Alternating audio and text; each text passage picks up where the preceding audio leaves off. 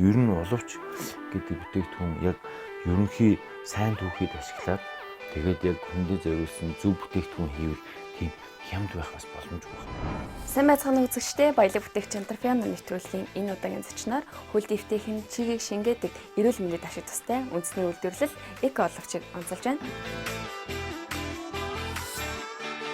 Дотооддоо үйлдвэрлэлийг болчмаар шүү дээ. Тэгж л одоо яаж байгаа шүү дээ. Хүсэж байгаа. Наа мөнх жаргал гэдэг. Миний үндсэн мэргэжил бол гутал арьсан эдлийн зохион бүтээгч мэргэжилтэй. 19 оны 5 сард би яг хуучин ажилласаа гараад тэгээд яг энийгээ хийгээл тэгэл гэртэл яг хийж эхэлсэн л дээ. Тэгэл мараг нэг сар орчим хийсэн юм аа. Тэгээ сар орчим хийгээд ирэхээр чи явандаа ингээд гэрт би бас байнга юм хийгээд байх бас болцоо бас хэцүү шүү дээ. Тэгэл жижигхэн баг энээс ч бүр жижиг нэг 2-2-ын харьцаатай нэг жижигхэн өрөөнд бас тэнд нэг хэдэн сар 4-5 сар бас тэгээд дараа нь энд ирсэн.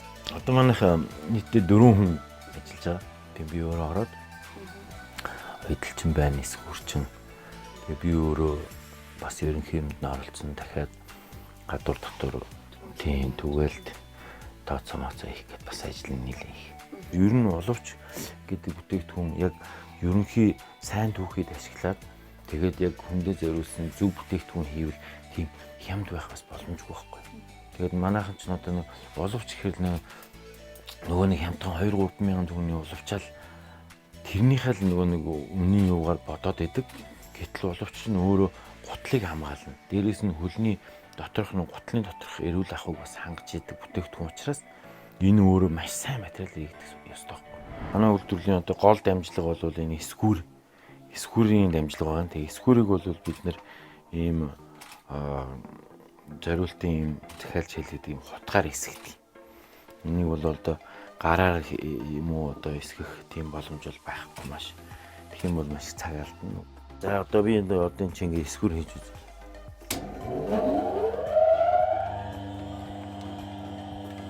За одоо ингэ нарсаа харж хагаад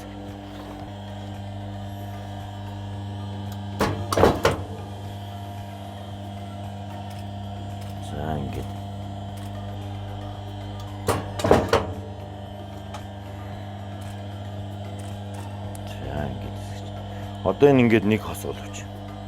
Оловчийг бол ер нь маш ач холбогдол өгч байнга соль хүний хөлнөөс бол байнга хөс гарч яддаг байхгүй. Тэгэхээр тэр чигийг бол шингээж авч явах цэвэр арьсан байх хэрэгтэй. Эсвэл бол оймс нь бол цэвэр даавн тий. Оловч нь гэхэд одоо бас яг цэвэр арьсан ч байдаг юм. Одоо энэ манай хэрглэж байгаа энэ өхрийн шир биш тий. Энэ болохоор Испаниас орж ирдэг. Энэ манай Монголд үйлдвэрснүүд нь болохоор яг энэний чанарт арай хүрэхгүй байгаа юм л да. Ямааны арьс бол 100% Монголоос хэрглэж байгаа. Болж өгвөл би бүх түүхийд дотоодоос хангах хичээдэг. Тэгээд зарим одоо бүтээгдэхүүний хувьд бол түүхийд бол одоо чинь энэ гэхэд манад бол иймэрхүү материал бол олддоггүй. Ийм үйлдвэрлэл болохоор иймэрхүү зориултын стандарт хангасан ийм бүтээгдэхүүнийг бас гаднаас бас импортлж авдаг, авч хэргэлдэг. Манайх бол одоо өвөл зуных болон дөрвөн үйлдвэрлэлийн хэрэгэлдэг гэдэг нэг 10 төрлийн оловч үйлдвэрлэж байгаа. Энэ болохоор нөгөө хоньны ноос хүнжил байхгүй. Тэгээд энийг ингээд доор нь эсхий барьж оёод ингээд юм дулаахан юм гоё оловч болд юм аа. За энэ болохоор нэхий. Энэ бол Монгол хоньны нэхий. Энэ бол дархан нэхийд боловсруулдаг нэхий аа. Гэх мэтчлэн ингээд бас олон төрлийн материалаар янз бүрээр л үйлдвэрлээд байж байна. Дээрээс нь нэг зэстэй уловч гэдээ гаргаж байгаа. Тийм. Тэгээд зэстэй уловч болохоор ерөнхийдөө хүний бодисын солилцоонд их эрдэс бодис дутагдсан тийм хүмүүст их хэрэгтэй байт юм билээ. Жилдээ нэг 10 тэрбум төгрөгийн уловч манайх баг ингээд тэрч хэрнээ импортлдог байхгүй. Тэгээд тэрнээс чинь нэг үсрээл нэг 10% орчим манайх дотооддоо үйлдвэрлэдэг.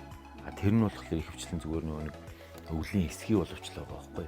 Чанарын шаардлага хангасан ийм арьсан боловч ер нь үйлдвэрлэж өөрсдийнхөө хэрэгцээг хангах ер нь их чухал юм байна гэж би бодсон. Тэгэхгүй бол одоо би манайх чинь тэгээд боловч гэдэг эдийн ингээд тоохгүй жижиг туслах бүтээгдэхүүн гэж байгаа боловч цаана бол маш их мөнгөнд үе явж идэг. Тэгээ энэ хэмжээгээр бас эдийн засагт бас нөлөөтэй.